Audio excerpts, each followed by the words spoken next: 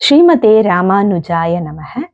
திருக்கோளூர் பெண் பிள்ளை ரகசியத்துல இன்றைக்கு நம்ம 3வது வார்த்தை தேகத்தை விட்டேனோ ரிஷி பத்தினியை போல பார்க்கலாமா?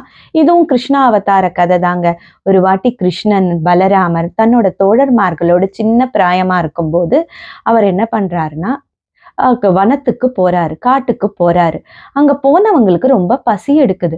அந்த பசங்கள்லாம் சொல்றாங்க கண்ணகிட்ட, ஏ கண்ணா, எங்களுக்கு ரொம்ப பசிக்குது கண்ணான்னு. உடனே கிருஷ்ணர் சொல்றாரு, அங்க ரிஷிகள், அதாவது பிராமணர்கள், அந்தணர்கள் யாக யஞ்ஞம் செஞ்சுட்டு இருக்காங்க. நான் வந்திருக்கேன், சாப்பாடு கேட்டேன்னு போய் சொல்லுங்க, அவங்க தருவாங்கன்றாங்க. உடனே அந்த பசங்களும் அங்க போய் கை கூப்பிண்டு அவர்கிட்ட சொல்றது, அந்த ரிஷிகள் கிட்ட, இத மாதிரி கிருஷ்ணர் வந்திருக்காரு, எங்களுக்கு உங்ககிட்டேருந்து உணவு வாங்கிட்டு வர சொன்னாருன்றாங்க. அவங்க அதை பத்தி ஒண்ணுமே காதுல வாங்காம அவங்க பாட்டு யாகத்தை செய்யறாங்க. இந்த பசங்க ஓடி வந்து நடந்ததெல்லாம் கிருஷ்ணர் கிட்ட சொல்றாங்க. உடனே கிருஷ்ணர் சொல்றாரு, அப்பா, அவங்க ரிஷிகள் இருக்காங்க இல்லையா, அந்த அந்தணர்கள், அவங்களோட பத்தினிமார்கள் மனைவி கிட்ட போய் நீ கேளுன்னு.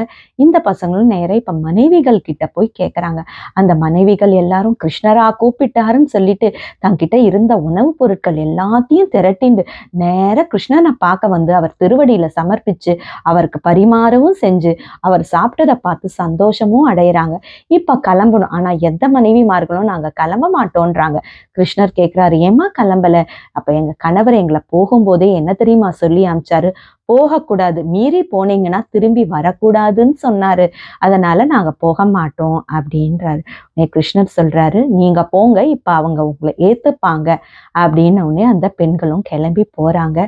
அங்க போனதுமே அந்த கணவர்மார்கள் நடந்தது எல்லாத்தையுமே மறந்து அந்த பெண்களை ஏத்துக்கிறாங்க. அப்ப அதுல ஒருத்தருடைய கணவர் மட்டும் அந்த பெண்ணை ஏத்துக்கல.